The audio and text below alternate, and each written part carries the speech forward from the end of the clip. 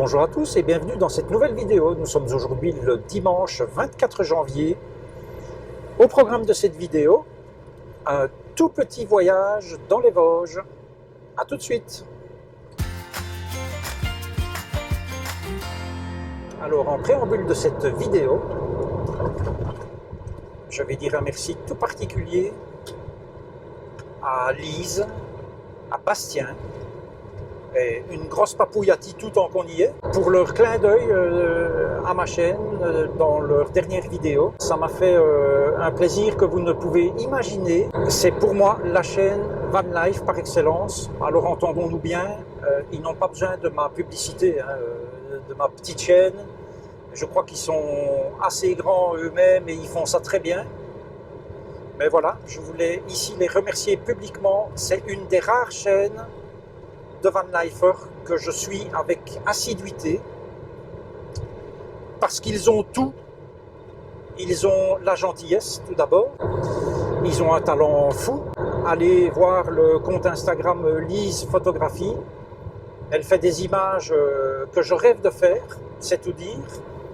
Bastien fait des images pour les vidéos et surtout des images en drone magnifiques. Ils nous font découvrir des endroits superbes partout en Europe. Et non seulement cela, mais ils nous les partagent. Donc pour moi, c'est le top du top. Merci à vous deux pour ce que vous avez fait. Et d'autant plus merci que depuis, ça m'a apporté plus de 70 abonnés et que je suis presque à 1000. Et puis un merci aussi à Jean-Marc. Jean-Marc, si je me souviens bien, qui m'a envoyé un mail du sud de la France. Et Jean-Marc, ton mail m'a fait bien plaisir. Alors je vous rassure tout de suite, je ne tiens pas la caméra dans mes mains. Elle est fixée avec une ventouse sur la radio. Et second point, j'ai toute mon attention sur la route.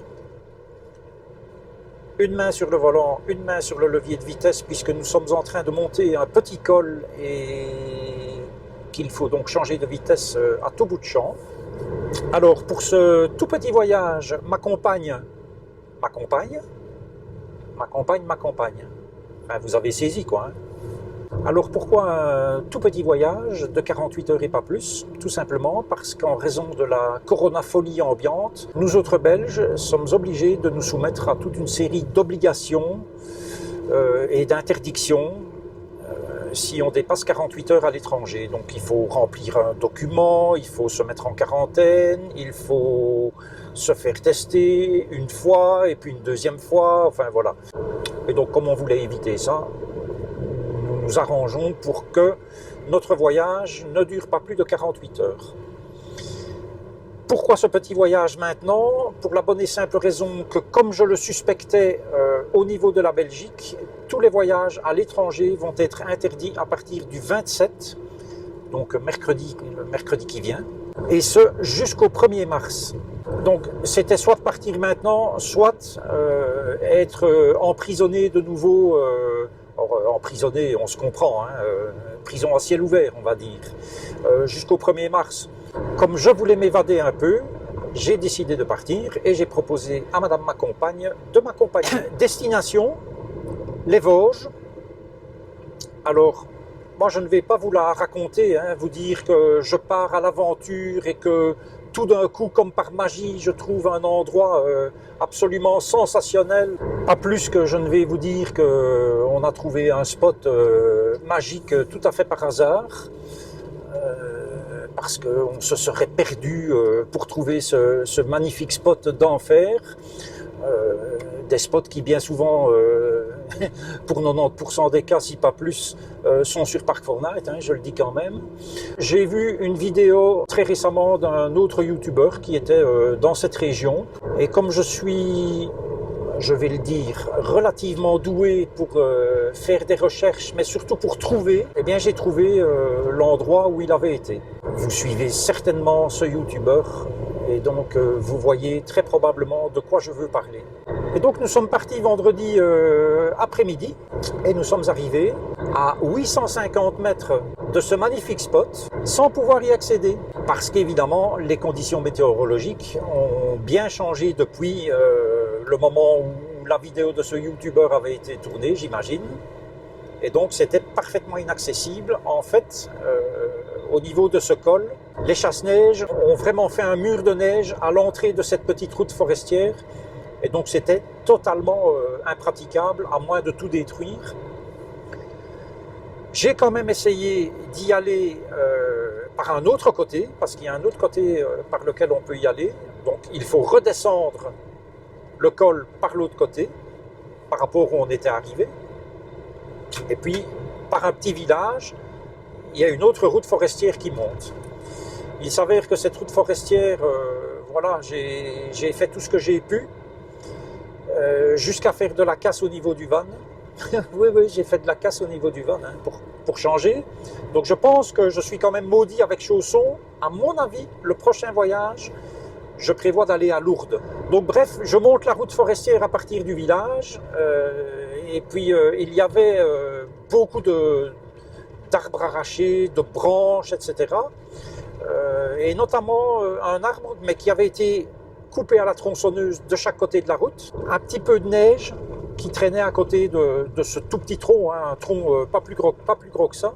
Et j'ai bien visé pour passer entre ces deux morceaux de tronc qui traînaient. Mais malheureusement, avec la neige, le van a un petit peu glissé.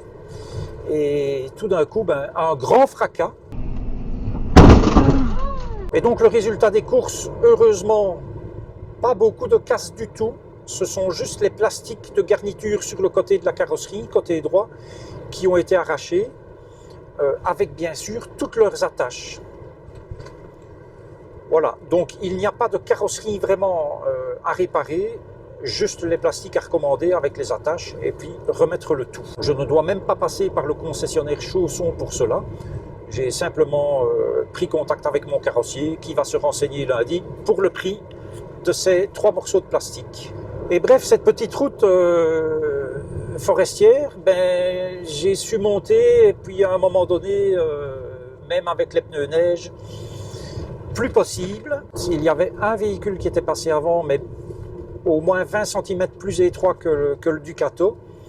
Donc oui, je pouvais avoir une roue sur ce qui était plus ou moins dégagé, mais pas l'autre.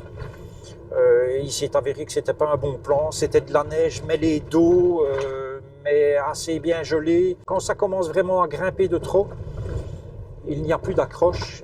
Et donc là, je suis arrivé à 950 mètres de cette cabane où on voulait aller. Et j'ai pas pu aller plus loin. Grosse déception vendredi, puisqu'on ne pouvait pas passer la nuit à cet endroit qui est quand même assez magique. Et donc voilà, on a dormi sur un parking dans un village, parking renseigné sur Park4Night. On y a été très bien, ma foi. Et le lendemain, nous sommes retournés par le premier accès, qui était toujours aussi impraticable, mais on s'y est garé et on a été jusqu'à cette cabane à pied. Ce qu'on a constaté tout de suite, c'est que cette route forestière, en fait, il y avait 50 cm de neige dessus. Donc, avec toutes les chaînes du monde et les meilleurs pneus neige du monde, on n'y serait quand même pas arrivé, parce qu'on s'enfonçait terriblement. Il y avait quasiment que, hormis y aller à pied, il y avait quasiment qu'une motoneige pour y aller, quoi. Voilà, et donc je vais vous passer maintenant quelques images que nous avons tournées, ma compagne et moi. Ouais, enfin surtout moi quand même. Hein, Oh si, surtout moi. Elle n'a pas l'air d'accord, elle est là à côté de moi, elle n'a pas l'air d'accord, mais voilà, donc je vous montre ces images où j'ai fait la rencontre d'ailleurs de l'ours des Vosges. C'était vraiment très effrayant. Et puis quelques images que j'ai pu faire avec le drone. Alors on pensait benoîtement hier venir ici avec le van, sauf que si vous regardez bien, c'est absolument impraticable. Et donc en fait la cabane où on voulait s'arrêter avec le van pour passer la nuit, elle se trouve à environ 1 km d'ici. La route, parce qu'il s'agit bien d'une route sur laquelle je me trouve, est une route goudronnée. Alors désolé, mais les chocs dans l'image, c'est chaque fois que je m'enfonce dans la neige, qui est retombée en abondance cette nuit. Et il y a, je pense, au moins 50 cm de neige au-dessus du goudron, que je n'ai pas encore réussi à trouver, même en le cherchant. C'est bien évidemment absolument magnifique. Il n'y a plus guère de traces de pas, mais par contre on voit bien des traces d'animaux. Et je pense qu'il doit s'agir de l'ours des Vosges. Ah ben oui, vous voyez bien, c'est ce que je vous disais. Voilà l'ours des Vosges qui est là. Ah, je peux vous dire que ça fait peur, hein.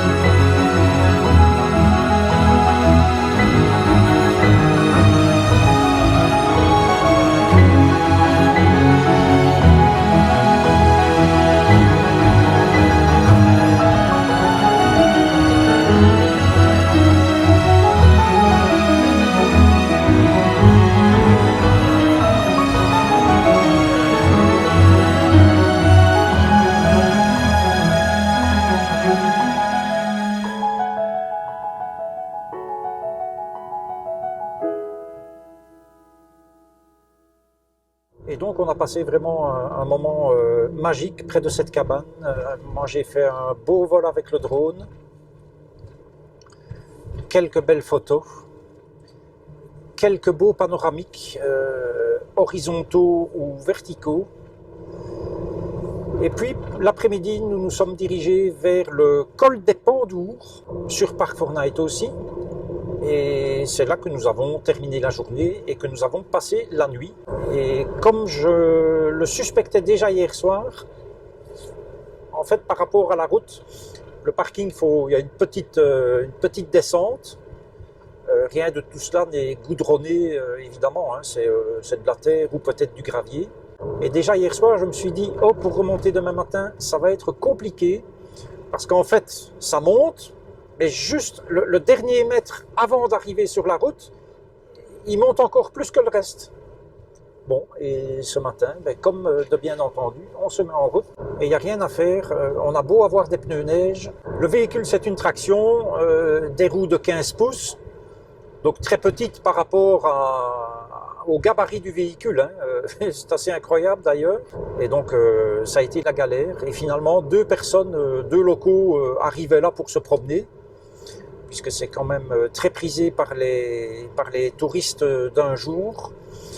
Et bon, ils ont poussé un peu et pour finir, à force d'essais, j'ai réussi. Vous voyez les images de cette galère pour me sortir de ce vil traquenard.